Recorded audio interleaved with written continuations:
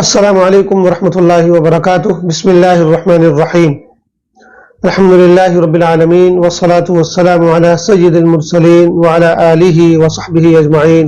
اما بعد. شرح نخبۃ الفکر کے دروس کا ہمارا یہ سلسلہ ہے اور آج یہ چھٹا درس ہے. بحث چل رہی ہے متواتر کی. یہ پیچھے گزر چکا ہے کہ حدیث کی بنیادی طور پر دو قسمیں ہیں، متواتر اور آحاد.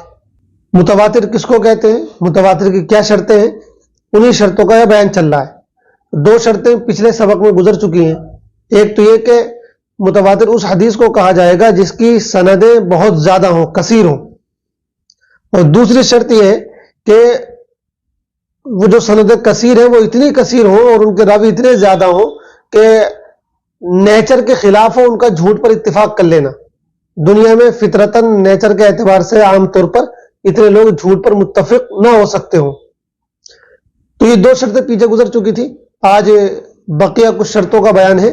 تو پہلے عبارت پڑھ لیتے ہیں، پھر انشاءاللہ ان کی مختصر سی تشریح اور ترجمہ. فَإِذَا وَرَدَ الْخَبَرُ كَذَلِكَ وَانْضَافَ إِلَيْهِ أَنْ يَسْتَوِيَ الْأَمْرُ فِيهِ فِي الْكَثْرَةِ الْمَذْكُورَةِ مِنْ ابْتِدَائِهِ إِلَى انْتِهَائِهِ.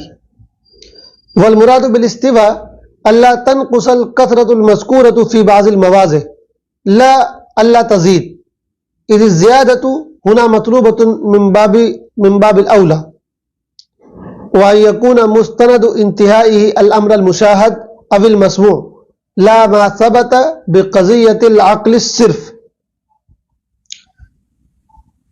فرماتے ہیں کہ فاذا ورد الخبر كذلك، تو جب خبر یعنی حدیث اس طرح وارد ہو، اس طرح سے مراد ہے جو پیچھے دو شرطیں گزری. فَإِذَا وَرَدَ الْخَبَرُ كَذَلِكَ، تو جب کوئی حدیث، جب کوئی خبر اس طرح آئے، یعنی ایک تو یہ کہ اس کی سندیں بہت زیادہ ہوں، دوسری شرط یہ کہ اتنی زیادہ ہوں کہ ان کا جھوٹ پر اتفاق کر لینا عادتاً ممکن نہ ہو. تو كَذَلِكَ سے اشارہ ان دو شرطوں کی طرف ہے جن کا پیچھے ذکر گزر چکا ہے. اب آگے تیسری شرط کا اضافہ کر رہے ہیں. وَانْضَافَ إِلَيْهِ أَنْ يَسْتَوِيَ الْأَمْرُ فِيهِ فِي الْكَثْرَةِ الْمَذْكُورَةِ من ابتدائه الى انتہائی. وانضاف الیہ، اور اس کے ساتھ ساتھ، انضافہ مانا ہوتا ہے شامل ہونا، ٹھیک ہے، اس کے ساتھ ساتھ یہ بات بھی ہو، یہ چیز بھی مل جائے. اس میں کیا چیز مل جائے؟ ان یستوی الامر فیہ مراد فی الخبر، اس حدیث کے اندر، کہ اس حدیث کے اندر معاملہ فی الکثرۃ المذکورہ، اس مذکورہ کثرت کے سلسلے میں، جس مذکورہ کثرت کی طرف پیچھے اشارہ کیا، یعنی ایسی کثرت ہو کہ اس کا جھوٹ پر اتفاق کر لینا محال ہو. تو یہ جو کثرت کی بات کی گئی ہے، اس کثرت کے اندر یہ جو معاملہ ہے برابر ہو من ابتدائی الی انتہائی، شروع سند سے لے کر سند کے آخر تک، شروع سے لے کر آخر تک، یعنی شروع سے لے کر آخر تک یہی صورتحال برقرار رہے کہ سندیں بہت زیادہ ہوں، اتنی زیادہ ہو کہ ان کا جھوٹ پر اتفاق کر لینا عادتاً محال ہو. یہ مطلب ہے. فرماتے ہیں کہ فیضا ورد الخبر كذلك، تو جب حدیث اس طرح وارد ہو، یعنی سندیں کثیر ہو اور ان کا جھوٹ پر اتفاق کر لینا محال ہو. اور تیسری بات یہ کہ وانضاف الیہ، اور اس کے ساتھ ساتھ اس میں یہ بات بھی مل جائے، یہ بات بھی شامل ہو جائے کہ یستوی الامر فیہ فی الکثرۃ المذکورہ من ابتداء الی انتہائی، کہ یہ والا جو معاملہ ہے کثرت مذکورہ کا، یہ اس حدیث کے اندر شروع سے لے کر آخر تک پایا جائے، بالکل برابر ہو. اب برابر ہونے کا مطلب کیا ہے؟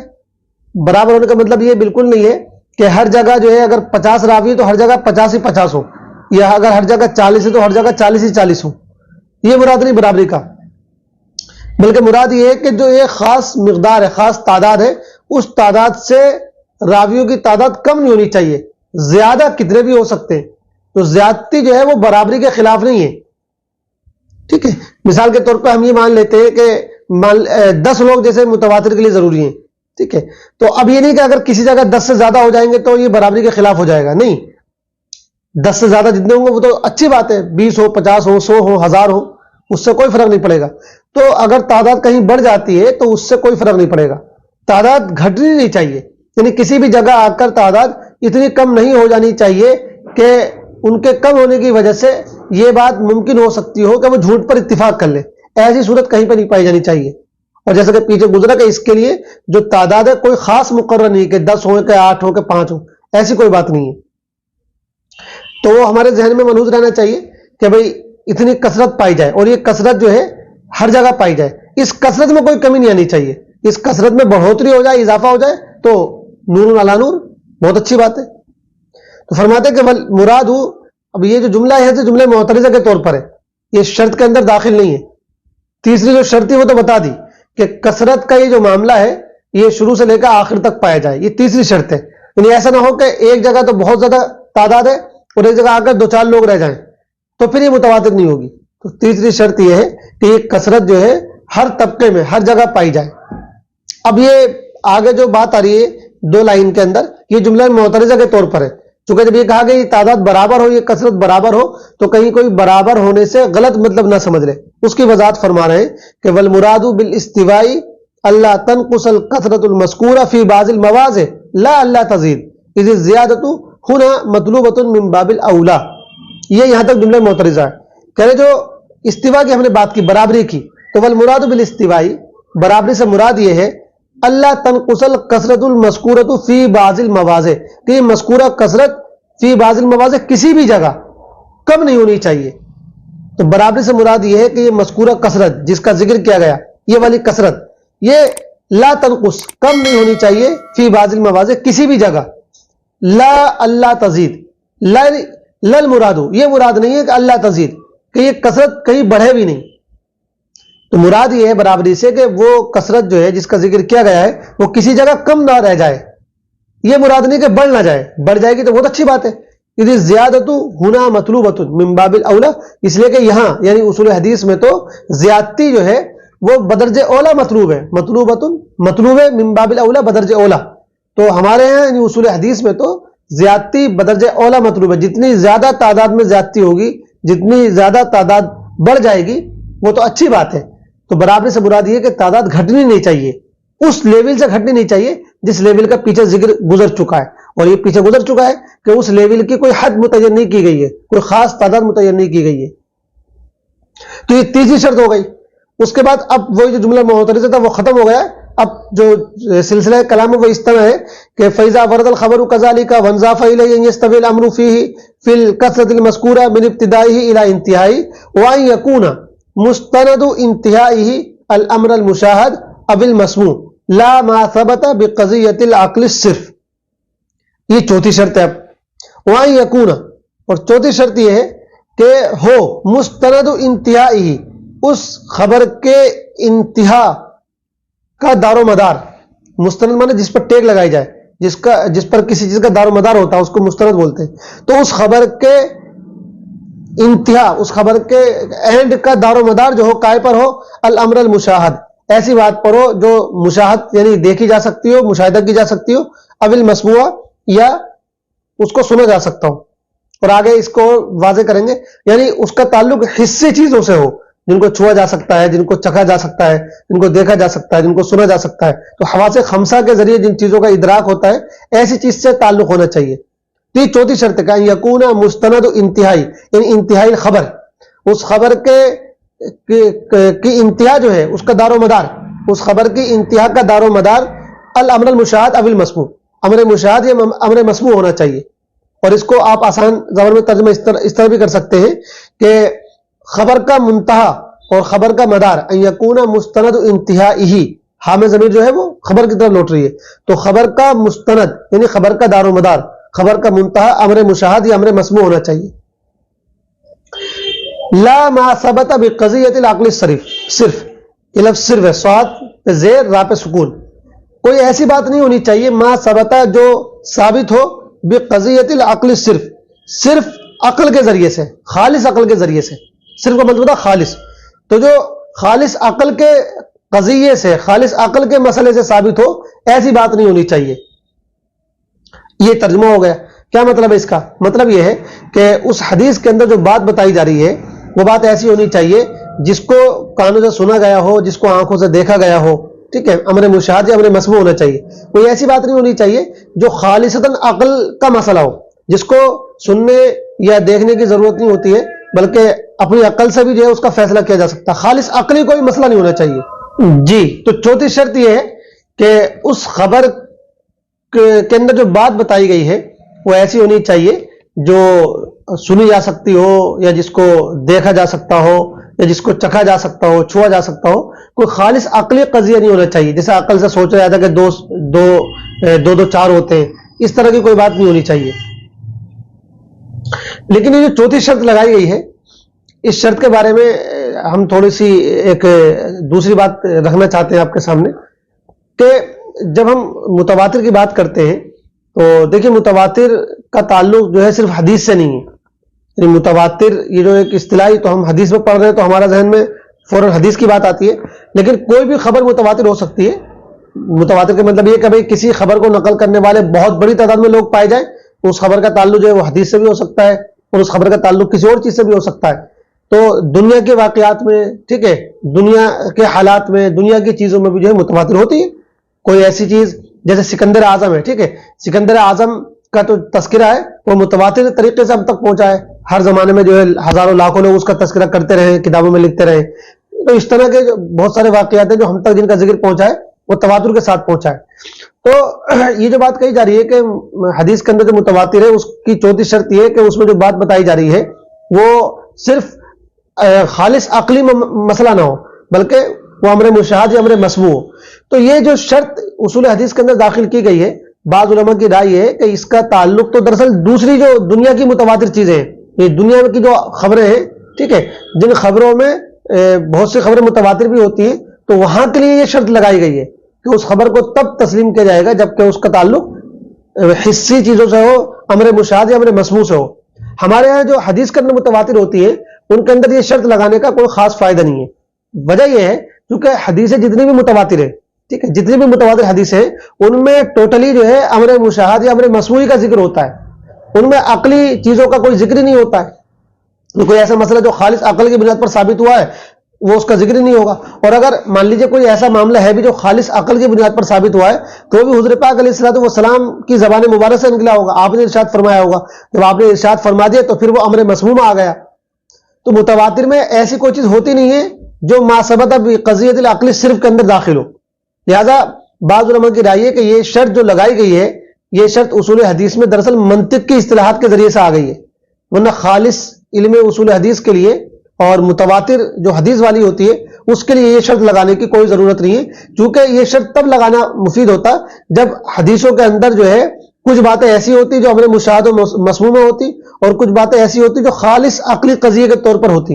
اور حدیثوں میں ایسی کوئی بھی مثال ہمارے علم کی حد تک ملتی نہیں ہے، بعض علماء جیسا کہ بیان کرتے ہیں. اور یہی بات ہم کو بھی زیادہ مناسب لگتی ہے کہ اس شرط کا کوئی خاص فائدہ نہیں ہے. لیکن چونکہ یہ شرط دیگر جو متواتر روایات یا متواتر اخبار خبریں ہوتی ہیں ان میں یہ شرط لگائی ہے علماء منطق نے اور علماء اخبار نے، تو اس شرط کو ہمارے علماء اصول حدیث نے بھی لے لیا ہے اور حافظ ابن حجر نے بھی اس کو لیا اور پھر اس کو تقریباً ہر کتاب میں نقل کر دیا گیا ہے.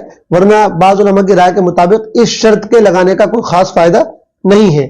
بہرحال تو یہ ہو گئی 4 شرطیں، ٹھیک ہے. تو فرماتے ہیں کہ فیضا جمع هذه الشروط الاربعہ، جمع کا فاعل الخبر، پیچھے زمین لوٹ رہی ہے.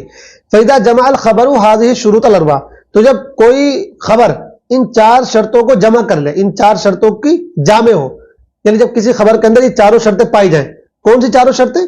جو پیچھے گزر چکی ہیں اور خود مصنف کی کتاب نے بھی ہے اس کو ریپیٹ کر دیا. تو پہلے آگے پوری عبارت پڑھ لیتے ہیں پھر انشاءاللہ اس کا ترجمہ اور کچھ تشریح. فرماتے ہیں کہ فیضا جمع هذه الشروط الاربعہ وهي عدد كثير احالت العادة تواتؤهم وتوافقهم على الكذب رووا ذلك عن مثلهم من الابتداء الى الانتهاء وكان مستند انتهائهم الحصہ. یہ 4 شرطیں تو مصنف کتاب نے خود ان کا اعادہ کر دیا ہے. فرماتے کہ فیضا جمع هذه الشروط الاربعہ، جب کوئی حدیث ان 4 شرطوں کو اپنے اندر جمع کر لے، یعنی ان 4 شرطوں کی جامع ہو، یہ 4 شرطیں اس کے اندر پائی جاتی ہوں. وہی ہے، اور وہ 4 شرطیں کون کون سی ہیں؟ وہ یہ ہیں عدد کثیر. پہلی شرط یہ کہ سندوں کی تعداد بہت زیادہ ہو، عدد کثیر ہو.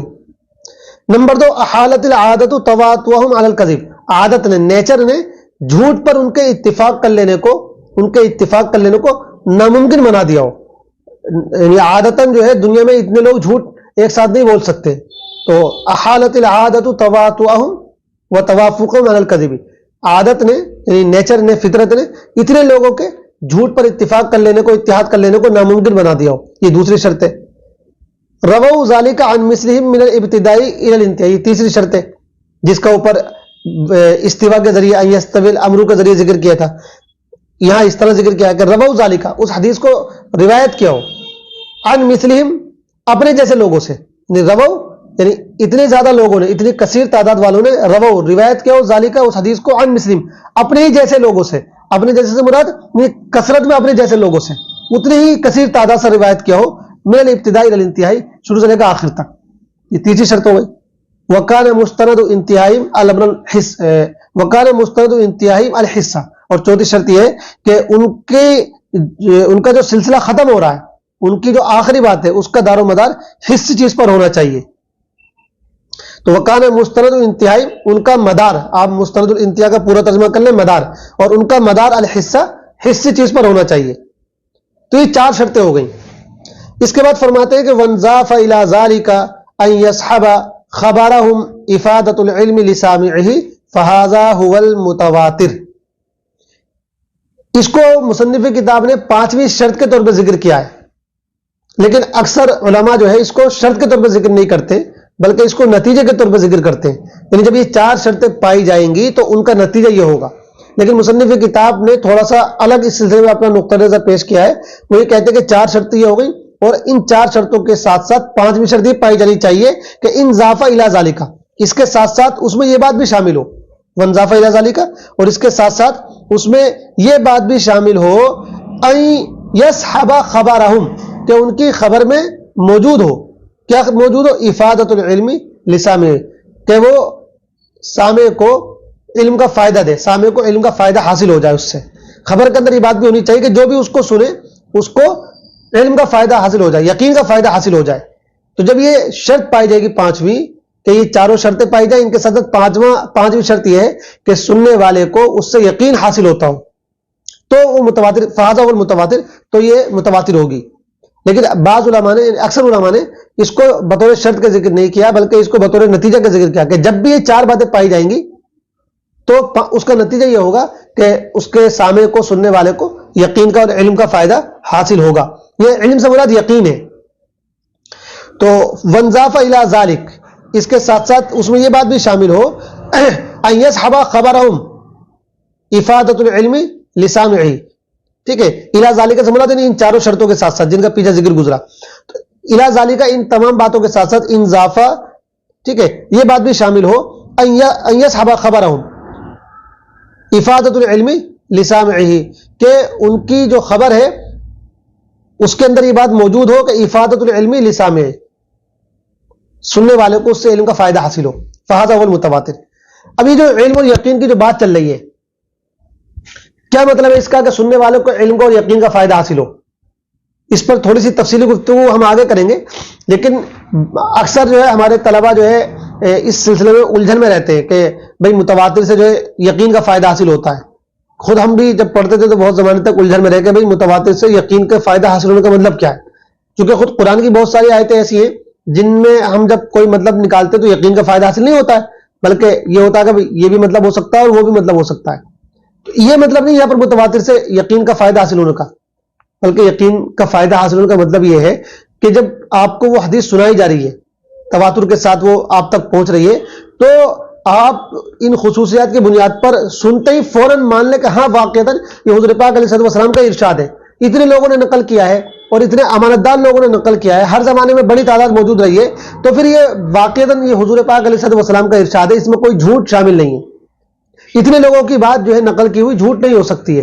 تو متواتر سے یقین کا فائدہ حاصل ہوتا ہے, متواتر سے علم کا فائدہ حاصل ہوتا ہے. اس کا مطلب یہ ہوتا ہے کہ جب آپ متواتر حدیث کو سنتے ہیں تو آپ کو دل کا اطمینان مل جاتا ہے اور آپ کو دلی یقین حاصل ہو جاتا ہے کہ جو روایت حضور پاک علیہ السلام کے حوالے سے نقل کی جا رہی ہے واقعتاً یہ حضور پاک علیہ السلام ہی کی روایت ہے, اس میں کوئی جھوٹ شامل نہیں ہو سکتا, اس میں کسی نے غلط طریقے سے آپ کی طرف بات کو منسوخ نہیں کر دیا. تو یہ یقین آپ کو حاصل ہو جاتا ہے کہ واقعتاً یہ حضور پاک علیہ السلام کی حدیث ہے, آپ کا ارشاد ہے, آپ نے فرمایا ہے, بیچ کے لوگوں نے گڑبڑ نہیں کی ہے, کیونکہ اتنے سارے لوگ اکٹھے ہو کر گڑبڑ نہیں کر سکتے. اس پہ انشاءاللہ آگے ہم تفصیلی گفتگو کریں گے جب علم نظری اور علم یقینی کی بحث ابھی 1 آدھ صفحے کے بعد آئے گی. تو فی الوقت اتنا سمجھ لیں کہ یہ جو کہا جاتا ہے کہ متواتر سے یقین کا فائدہ حاصل ہوتا ہے، تو اس کا مطلب صرف اتنا ہے کہ جب آپ متواتر حدیث کو سنتے ہیں تو آپ کو ایک اطمینان مل جاتا ہے، یقین مل جاتا ہے کہ واقعتاً یہ حضور پاک علیہ السلام نے ارشاد فرمایا تھا، یہ آپ ہی کی حدیث ہے، آپ ہی کا عمل ہے، اس میں کوئی بیچ میں گڑبڑ نہیں کی گئی ہے۔ اس کے بالمقابل جو خبر احاد ہوتی ہیں، ٹھیک ہے، جو خبر احاد ہوتی ہیں جن کو 2-3 لوگوں نے نقل کیا ہوتا ہے یا ایک آدمی نے نقل کیا ہوتا ہے، تو جب آپ اس حدیث کو سنتے ہیں تو آپ کو ظن غالب تو ہوتا ہے، یعنی بہت بڑے پیمانے پر آپ کو گمان تو ہوتا ہے کہ یہ اللہ کے رسول نے ارشاد فرمایا ہوگا، چونکہ ایک آدمی جو جھوٹ نہیں بولے گا، ایک آدمی بھی جس طرح حدیث میں شرط لگائی جاتی ہے کہ سچا و امانت دار ہو، 2 آدمی بھی اس طرح کے جھوٹی روایت بیان نہیں کریں گے، ٹھیک ہے، لیکن کیونکہ 1 یا 2 لوگ ہیں تو کہیں نہ کہیں یہ بہرحال امکان باقی رہتا کہ ان سے کوئی غلطی نہ ہو گئی بیان کرنے میں، تو اس وجہ سے ہم کو 100% پورا یقین نہیں ہوتا کہ واقعاً یہ ارشاد حضور پاک کو اسی طریقے سے جس طریقے سے بیان کیا جا رہا ہے، بلکہ اس میں 1-8%، آدھا %، ٹھیک ہے، کچھ نہ کچھ جو ہے اس بات کا امکان باقی رہتا ہے کہ کہیں کچھ غلطی نہ ہو گئی ہو، تو خبر احاد کے اندر یہ بات رہتی ہے۔ لیکن اتنے سارے امکان کے باوجود ہم ان پر بھی عمل کرتے ہیں، ان کو بھی مانتے ہیں، چونکہ اتنے سارے امکان کو اتنی اہمیت نہیں دی جا سکتی ہے کہ 1% کو آپ غالب کر لیں اور 99% جو آپ کو لگ رہا ہے کہ بھئی یہ بھی صحیح ہوگی اس کو آپ چھوڑ دیں، تو 99% کو چھوڑ کر 1% پر عمل نہیں کیا جا سکتا ہے۔ لیکن یہاں یقین کی بات نہیں ہے، چونکہ یقین میں کیا ہوتا ہے، یقین میں ہوتا ہے کہ 100% آپ کو یقین ہو جائے، جب آپ سنیں تو فوراً پھر دوسرا پہلو آپ کے ذہن میں آئے نہ کوئی بھی، تو متواتر سے یہ والا یقین حاصل ہوتا ہے۔ مثال کے طور پر جیسے آپ نے ابھی تک جو ہے امریکہ کو دیکھا نہیں ہے، لیکن امریکہ کے ہونے کی خبر آپ تک اتنے تواتر کے ساتھ پہنچی ہے، ہزاروں اخباروں میں پہنچی ہے، ہزاروں لوگوں نے آپ کو بتایا ہے کہ آپ کو 1 سیکنڈ کے لیے بھی کبھی آپ کے ذہن میں نہیں آیا ہوگا کہ ہو سکتا ہے امریکہ موجود نہ ہو، لوگوں نے یوں ہی اڑا دیا ہو، اس کو متواتر کہا جاتا ہے۔ اس کے بالمقابل جب کوئی بات آپ کو ویسے بتائی جاتی ہے کہ بھئی ایسا حادثہ کچھ ہوا اور 2-4 لوگ بیان کرتے ہیں تو آپ سوچتے ہیں کہ ہو سکتا ہے بھئی انہیں دیکھنے میں غلطی ہو گئی ہو، ان سے سننے میں غلطی ہو گئی ہو، تو وہاں آپ کو یقین کا درجہ حاصل نہیں ہوتا ہے۔ تو متواتر جو حدیث ہوتی ہے، جس کے نقل کرنے والے، جس کے راوی بڑی تعداد میں ہوتے ہیں اور ان میں باقی شرطیں بھی پائی جاتی ہیں، تو ایک تو ہمارے جو راویوں کے اندر شرط لگائی جاتی ہے کہ عادل ہو، ضابط ہو، پھر ان کے ساتھ ساتھ اتنی یہ شرط متواتر کے اندر کہ وہ عدد کثیر ہو اور یہ تعداد شروع سے لے کر آخر تک برابر رہے اور اتنی تعدادوں کے جھوٹ پر اتفاق کر لینا ممکن نہ ہو، تو اتنی ساری شرطوں کے بعد جو حدیث آپ تک نقل کی جائے گی حضور پاک کے حوالے سے، تو آپ کو فوراً لگ جائے گا کہ واقعی حضور پاک علیہ السلام کا ارشاد ہے، اس میں کوئی گڑبڑ نہیں کی گئی ہے۔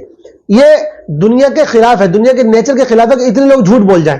اب یہاں پر کبھی کبھی ہماری عقل میں ایک بات آتی ہے کہ بھئی ہو سکتا ہے 10 لوگوں نے جھوٹ بول دیا ہو، بہت ایماندار اور سچے اور اچھے لوگ ہیں، لیکن ہو سکتا ہے 50 لوگ بھی جھوٹ بول دیں، عقلی طور پر یہ بات آتی ہے، لیکن عقلی طور پر اس چیز کا اعتبار نہیں ہوتا ہے، کیونکہ نیچر نہیں ہے دنیا میں ایسا، دنیا میں عام طور پہ ایسا ہوتا نہیں ہے کہ ایک آدمی مصر کا ہے، ایک شام کا ہے، ایک ہندوستان کا ہے، ایک پاکستان کا ہے، ٹھیک ہے، کوئی کہیں کا ہے، اور سارے لوگ جو ہے ایک ہی بات بیان کر رہے ہیں، اور جبکہ ان کا کوئی اتفاق بھی نہیں ہوا، اس زمانے میں ٹیلی فون بھی نہیں تھے، تو انہوں نے کوئی فون کے ذریعے، واٹس ایپ گروپ کے ذریعے جو ہے یہ مشورہ بھی نہیں کیا تھا کہ ہم کو جھوٹ بولنا ہے۔ الگ الگ ملکوں کے لوگ ہیں، الگ الگ شہروں کے لوگ ہیں، اور وہ ایک ہی بات بیان کر رہے ہیں، تو دنیا میں ایسا نہیں ہوتا کہ الگ الگ اس طرح کے لوگ کوئی بات بیان کرو وہ جھوٹ ہو جائے، تو صرف دنیا میں جو ہوتا ہے اس کے اعتبار سے بات کہی جاتی ہے، ورنہ عقل کے اعتبار سے اگر آپ سوچیں گے تو 100 لوگ بھی جھوٹ بول سکتے ہیں، 500 لوگ بھی جھوٹ بول سکتے ہیں عقلی اعتبار سے۔ تو یہ عقلی اعتبار سے بات نہیں چل رہی ہے، بلکہ واقعاتی اعتبار سے بات چل رہی ہے کہ جو دنیا میں ہوتا ہے، اور دنیا میں جس طرح متواتر کے جو راوی ہوتے ہیں، اتنی بڑی تعداد کے راوی ایک ساتھ جھوٹ پر اتفاق کر لیں، ایسا نہیں ہوتا ہے۔ تو یہ مطلب ہے کہ متواتر حدیث سے علم یقینی کا فائدہ حاصل ہوتا ہے۔ انشاءاللہ باقی بحث آگے آئے گی تو وہاں اور تفصیل ہوگی۔ اللہ تعالیٰ ہم سب کو صحیح سمجھنے کی توفیق عطا فرمائے۔ والسلام علیکم۔